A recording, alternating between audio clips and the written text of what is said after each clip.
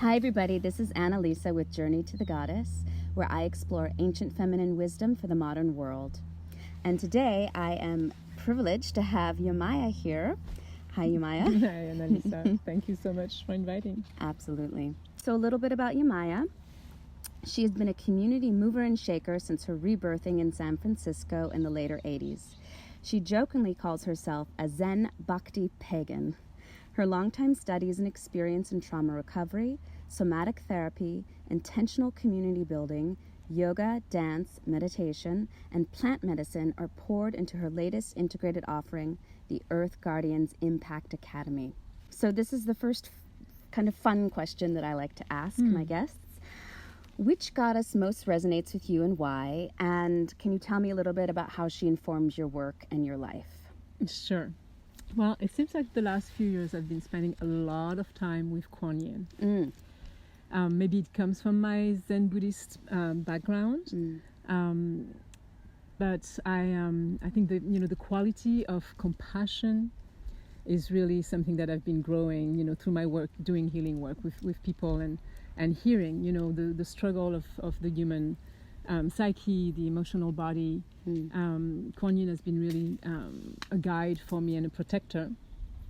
And then the other one that comes and balances it all is Kali. Oh my goodness, yeah. Because that fierce compassion, sometimes you need to kind of pull up the sword, and have very decisive, boundary, clear, awakening movements in your life and in your relationships. Beautiful, beautiful. I've asked you here because of your powerful connection with the earth, and that's kind of how I started to get to know you, was through the overlay of your passion for the earth. So can you give the audience a little bit of background on your journey to becoming a spiritual activist and how that coincides with being an earth activist? Sure. So I was, living in the 80s in San Francisco, and I was in the underground performance arts community. And so naturally, I, became an on-the-ground activist with my friends and community there. And I quickly realized that was not really for me, because that's, the feisty French woman would come out, maybe in too much of a Kali way, and did not bring a lot of peace inside. Right after this, I actually moved to, right after the Middle East first oil war. I realized that, I was not able to change things as fast as I wanted. I wanted to see results. And I realized that I had to work on myself first. There was things that were brewing from my childhood, which is actually how I became a, trauma-informed mentor, and a somatic therapist working with childhood adversity. There was this thing that were coming up to the surface, and was guided to move to Green Gulch Farm Zen Center in the Bay Area. And from that point on, I realized that my work was more of a spiritual activist than an on-the-ground activist. For me, it's really simple. It's like when you take the time to stop, look, and be in the moment, in the present, you cannot help but seeing the beauty of the earth, especially if you are able to be in areas that are not too urban. The beauty of the earth just comes straight in your face. Or if you, a parent, the beauty of your children, awaken that sense, what I call the fierce mama bear, sense of wanting to rise and protect what is beautiful. Right. So, I feel like we are at a time right now on the planet that is why we're seeing such a resurgence of the deep feminine, what I call the deep feminine, core values, because it is time for us all as a humanity to rise and protect the beauty that we have on this planet. And, that might include, protecting, but that might include also systems of regeneration, and help those that do not have access to that beauty to create beauty around them. Like I'm a big, I'm really for urban forests and, food forests, urban gardens, bring beauty, walk the beauty way, so that we all have a chance to see that, see that part of the planet and of our humanity, and really rise to protect and defend and create new ways. So can we speak a little more specifically about like these feminine ways in the world, and for people who might not be familiar as what feminine consciousness is, or you started to talk about it, but could you elaborate? Sure. Well, I mean, one way that I feel that the feminine way is the way of feeling, and that is why I love what I do, in my work, is that I'm helping people feel safe, feel their feelings. Right, and that's the journey of all the goddesses, all the faces of the goddess. There is the rage, there is the love, there is the compassion, there is the grief, like we can, Demeter, Inanna, it's like, I mean, those goddesses, this goddess energy has gone through everything, right? Everything, exactly. From conception to death, and all the myriads of feeling we can feel as human beings. Right. The journey to feel back our bodies and our emotions really is at the base of my work, and I think the base of what, how we're going to turn things around. Because when we are able to disconnect, when we're able to numb out, when we're able to disassociate, where, anything can happen. Atrocity happen and it just goes, or whatever. That was another movie on TV, So we have become so desensitized, by our lifestyle or rhythm, and going so overboard in our masculine self, that, bringing those feminine ways of, slowing down, going with the cycles of nature, like the birth, the growing, the maturing, the decaying, like accepting all those cycles of nature is really the way back home. Right. Beautiful. So you touched on another point there, which was, this masculine way that is so commonplace within our culture. I think so much so that people don't even realize it's a paradigm, it's a way of thinking, it's a way of being. So maybe you could elaborate more on these masculine ways too. Well, I mean, like everything has a beautiful, positive aspect, and then something that gets out of balance.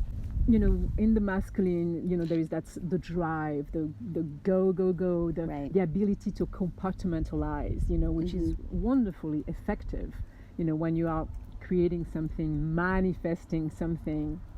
And I feel like to be able to weave both aspects of ourselves, depending, independently of who you are, with what kind of body you're walking the earth with, it's really important to find that balance. But we have been out of balance. We have been compartmentalizing too much. We've been, driven way beyond, our needs, right? We've been driven by greed. We've been mostly greed, and ignorance. And it's really time for things to start shifting back. Not start shifting back, actually. Really. Yeah. Shift back now. Exactly. Not start, starting yesterday. So it's really about a reciprocity of give and take and feeling and balancing of feminine and masculine so that they're integrated and working together. Yes. There was another thing you spoke to that I think is really essential, and that is self-care. Like spiritual activism, earth activism, perhaps any kind of activism starts within. Yes. Like nurturing yourself, yes, whether that means, taking the time to yourself, meditating, but also doing the inner work. Yes. Could you speak more to that? Yes. So self-love, right, which is, a buzzword now, that the last few years have come up. Self-love, but if you're really looking at it, if everyone could feel that deep sense of self-love, there's no conflict. We get in conflict with ourselves first when there is a part of us that is not loving who we are, accepting who we are. And that happens to all of us, right? It's like if, in your interaction with your relationship, you're like, oh, maybe I shouldn't have said that, or maybe I was too harsh, or, oh, I don't like that side of me, depending what your upbringing has been. And so to be practicing that deep self-love, and that deep self-care brings us naturally back into balance. When you're driving yourself too much, too hard, I know that path. I've been a workaholic. I'm so passionate about, my work and everything. But I was just actually driving to the gym last night, going for a steam, going like, you know what, you really got that self-care piece in now. Good for you. Good for you. And it's so important, such a big balance. And I think that has grown, in my practice of self-love, because I know. She's talking to us. She's talking to us. I wasn't born that way. I had years and years and years of very, very challenging upbringing, and had to really heal myself in a very deep way. There was there was not that, oh, maybe I should start, working on myself, healing myself. It was like, no, there is so much pain inside of me because of what I lived as a child, that it had to be done now, so I just don't want people to know that wherever you start, the path of self-love, self-healing, is crucial. And then it opens the eyes, to be able to be with the beauty of others and the beauty of the earth. Right. What's maybe one or two or three simple things that any person, but I think we're specifically talking to women too here in this moment, a few things maybe that are really easy to do on a daily basis, perhaps even without leaving their house. Okay. Yeah. Well, 15 minutes of meditation before you get out of bed. Huge. Or maybe you go take your cup of tea, bring it to bed. Yeah. Okay. Or, if you have a meditation corner in your house, this is just like so amazing to be able to, ground yourself, attune yourself, develop that, inner guidance system with yourself. So that is huge. That's, I could not function without it. It's so easy for us to get anxious, to feel, especially a lot of women are empaths. So, we take on, we feel the vibration of what's happening when there's been a disaster, a tragedy in our communities or beyond. It's easy to get knocked out of center. So that 15 minutes of just sitting and being with our breath in the morning is just really, really, really important. And then, if you can, just walking in nature, maybe walking barefoot, we speak about, earthing and walking barefoot. So regenerative, right? So, even if you're living in big cities, find those parks, they are there, and just to be with the earth. So I'm wondering if you believe that it's important to personalize one's relationship with the earth. Well, for me, I know that I was born with the mystic gene, but not in a mystic family at all. But, so as a child, I was brought to the forest. Like my dad was a hunter, and he was doing his hunting things, and us kids were taken by, the matriarch of the community into the woods, and she got to teach us, the mushrooms and the plants and the forest. And so a little Artemis here going on, the huntress, Yes. But so so that was my first contact really with the earth, and then. And then I was living in Paris, so La Seine, the river, is a place where I kept feeling, drawn back over and over again, like that craving to be with nature. And then when I moved to the Zen Center, from San Francisco, like I had the chance to really walk the hills, and just like, like they have amazing gardens, like smell the flowers. And I think there is an awakening there, with like those huge irises, and it's like when you look at that, the gift of some of the flowers and the scent that are unbelievable, it's like you start developing a sensory experience, a sensory relationship with the planet.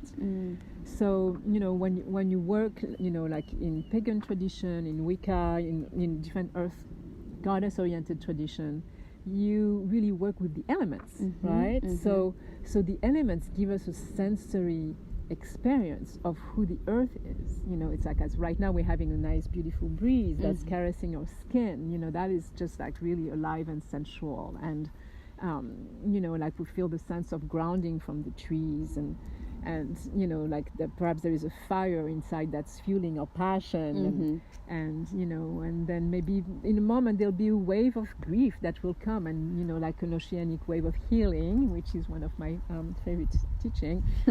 We will let ourselves flow with the grief and trust that it will take us to a more peaceful shore. I feel like I'm digressing a bit, but no, it's beautiful. It's beautiful. I've been reading a lot into ecology recently, ecofeminism and ecology. So, and the Gaia hypothesis, and the idea that the earth is one living organism with which all of these different ecosystems and species, including the human species, are just a part of the one singular organism, right? As one body. So I intuitively, that feels really that feels good, and intellectually it feels good, but because it's so against the paradigm that we've, been taught in the West, it's really hard to get it on a cellular level. The intellect can understand, but on a cellular level, still haven't quite integrated that information. Yeah, I think perhaps women are naturally more connected, of course, to the planet because we birth, right? Yeah. Because we bleed, so when you tune into that and you're accepting that part of your path as a woman, and you go through the pain of birth, and it's like, it just makes total sense, unless you've been kept away, really kept away from the old ways. But there is so much access now to books and classes on the resurgence of the deep feminine, and right. gardening classes, and so important. Yeah. And foods, like the food that we eat, some of the food that we eat put us to sleep, like literally, tarnish our awareness or consciousness. So if you're someone who's looking to really start, and wherever you live, like you really wanting to get that sense on a more physical level, I would start with food, actually. And do you think that that's different for everybody, what those foods are, or there are very specific foods that across the board put people to sleep? Well, without having to go into the whole teaching political of it. Yeah. Well, I have something about the way wheat is cultivated these days. Okay. Corn is cultivated Yes. these days. Definitely, like if you can, if you want to eat those particular grains, make sure they're organic, to avoid quite a few, like all the GMOs and all the chemicals that are grown right now on those crops. Natural organic vegetables and fruits are definitely great. Yeah. Great. Do you want to talk some about your Earth Guardian Impact Academy at all? Sure. Yeah. So, I was looking to create a program that would, really snowball into having a big impact on the planet. And I felt that there is so many beautiful, young and older, people that are ready to step up into their work, either to like for climate change or permaculture, and all kind of different beautiful projects that are really important right now. But often they were held back by the weight and the remnants of childhood adversity, which is really my specialty when I work with people. So I thought of creating a program that would take them, step by step, through the 7 energy center called the chakras, that hold certain qualities, to, remove these remnants of the childhood adversity so that they would really build the strength, the power, the clarity of vision, the ease of listening to their inner guidance system. And therefore, with also some tools, some entrepreneurial tools, would be able to really impact the planet at this time, and also feel fulfilled by a certain level of success that they weren't able to access before. Right. Wow. Super important. And the self-care piece obviously is a part of that as well. Definitely a big part of it. Right. So another question I have for you, and we kind of touched on it, but maybe there's more that could be said. Do you feel that it's important to imagine the Earth as a feminine being? What else can you see it at? Well, let's just give a little background. Yes. Like the 17th, 18th century, the Enlightenment period, what happened was, with the advent of modern science, the real paradigm about the Earth is that it became dead inert matter, right? And so I think like kind of that paradigm has really has continued into the modern era, and the dominant discourse is the relationship to the Earth as some kind of thing to be exploited. And those of us who have a different relationship with the Earth would say, well, yeah, of course it's a feminine being, but that might actually be new for some people, Well, I think, in any indigenous culture, and we are all indigenous, right? We all, well, maybe not, who knows, but most of us are indigenous from planet Earth.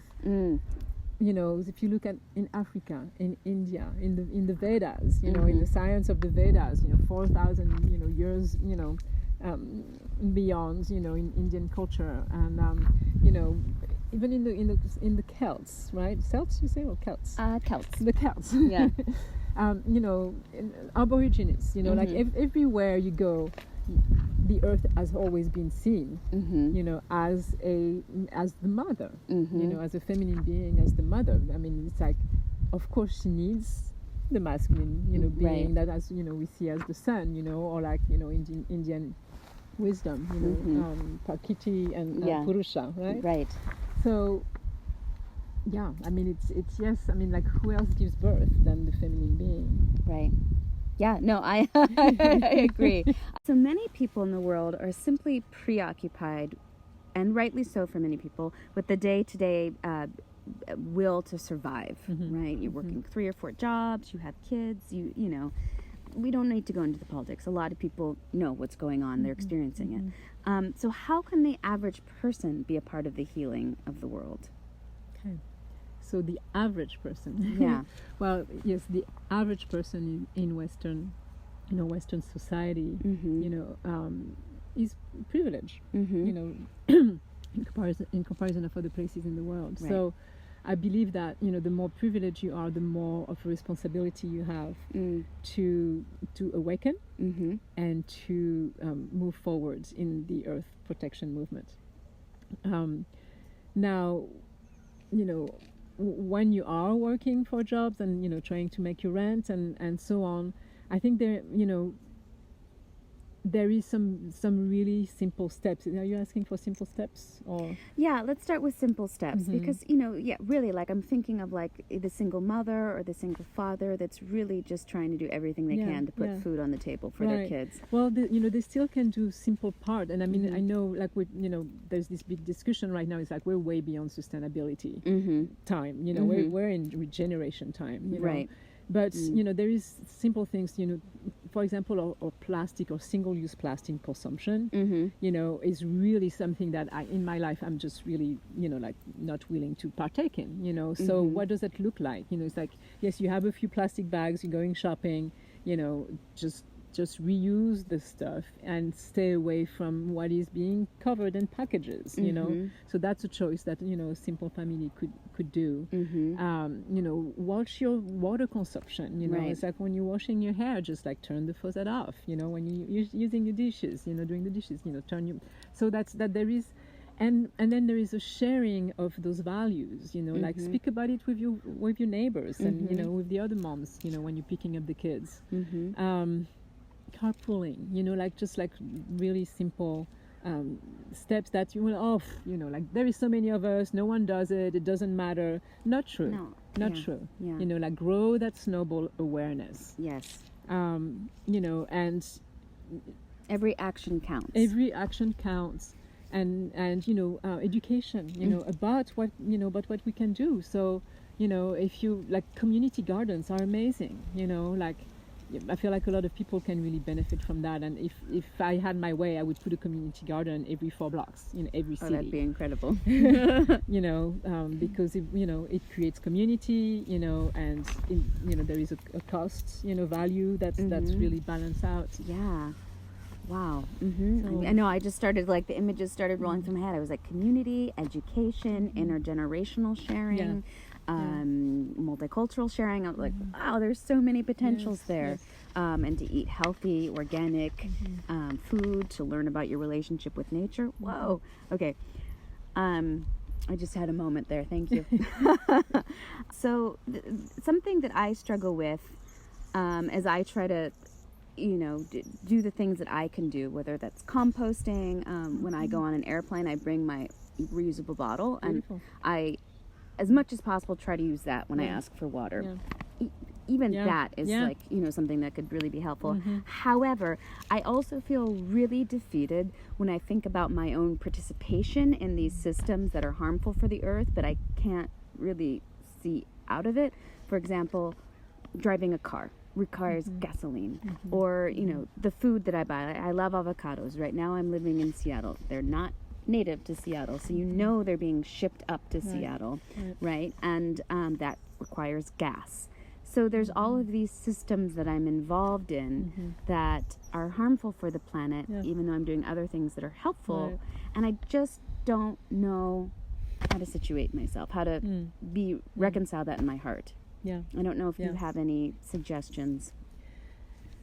Well, I feel like, you know, like the more choices that are supporting your conviction, you know, like having like a macrobiotic diet, for example, where you're eating specifically what is growing around you, you know, and with the seasons, you know, is a great choice. I think, you know, keeping your eyes on the goals and the actions, I think is really important, you know, to really focus our mind and train our mind, to discipline our mind towards, you know, the good action that you can create. You know, it's easy to wake up some days and being really discouraged with what's happening, and that's why we need to gather together, because community. Because when you come together, it's incredible. You know, it's like we never all down in the same time. You know? Yeah. So you know, being with people that, you know, like either or, maybe, you know, like you like, oh, okay, I'm not isolated in my feelings. You know, and there's a sense of support that is developed. You know, when you gather together.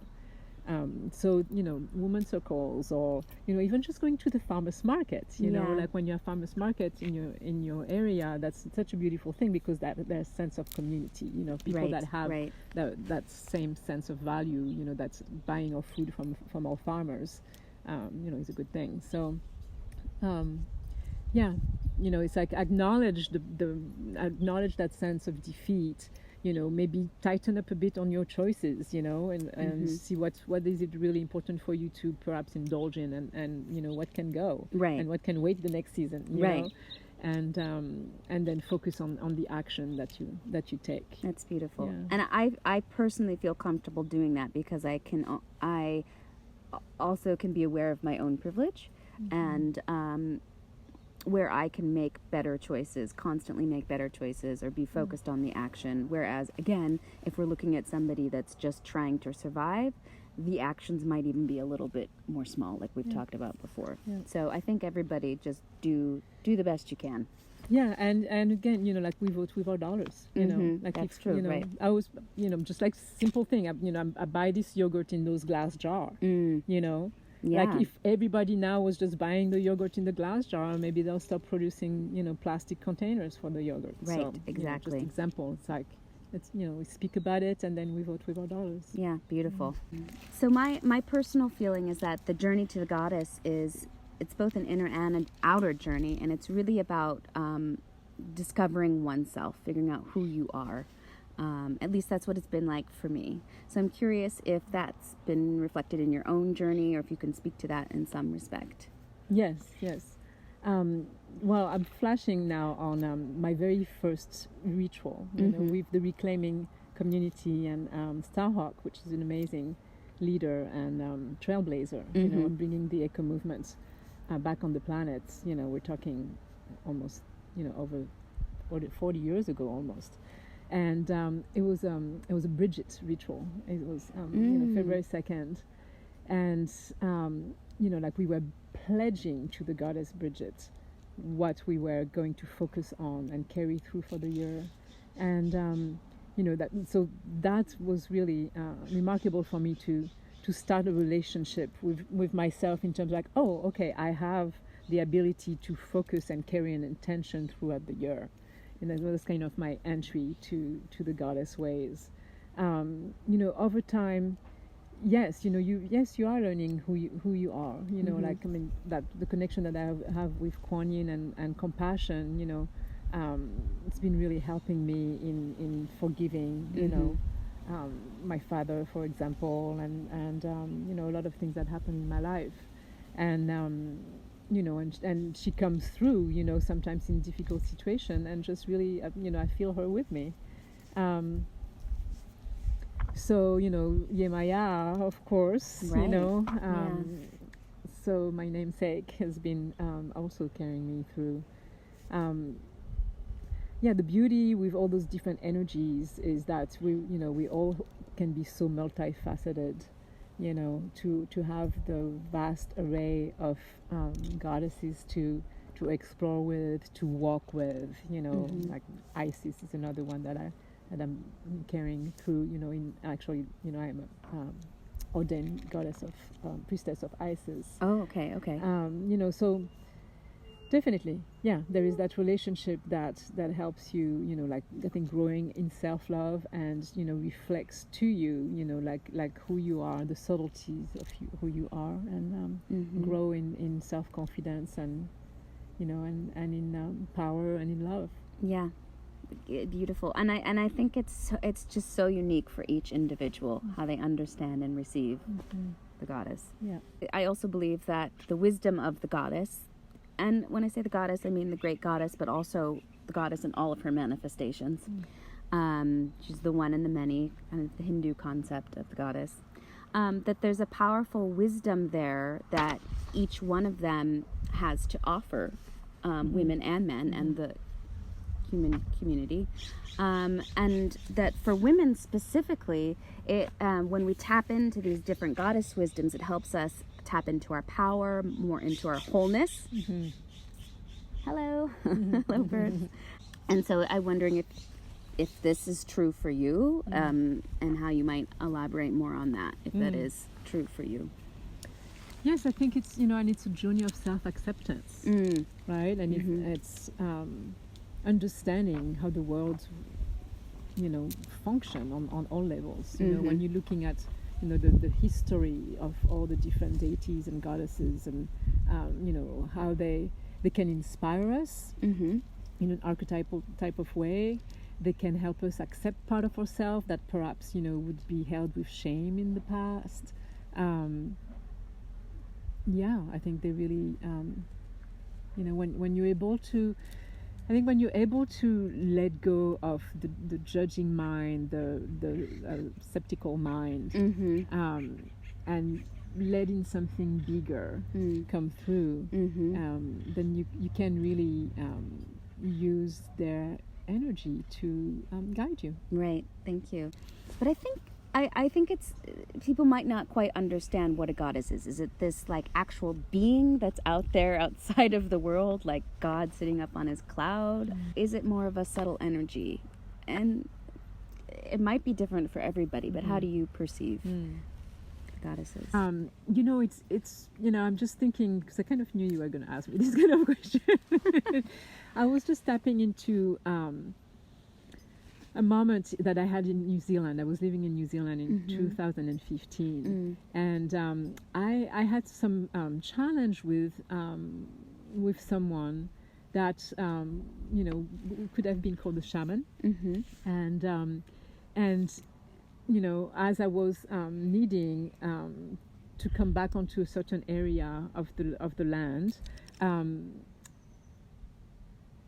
I saw Kuan Yin really coming to me in her many forms, and she came as a protector, and she came as a way opening, as a way shower, and it wasn't like one big goddess, this. It was actually almost like a and I was not on plant medicine. I was perfectly sober, but like almost an army of little Kuan Yin with their swords, swirling and just like opening a path for me to be able to come to that particular place that I energetically felt that someone had veiled against me. So I mean, there is many ways that we can access this state of connection with different goddesses. Like you might be in a lot of pain, or like going through a fever, like anything that kind of gets you a little bit out of the everyday rational mind and space. And and you can some people hear things, some people see things, some people dream things. It could come through your dream work. And sometimes they show up as a person in your life in a moment.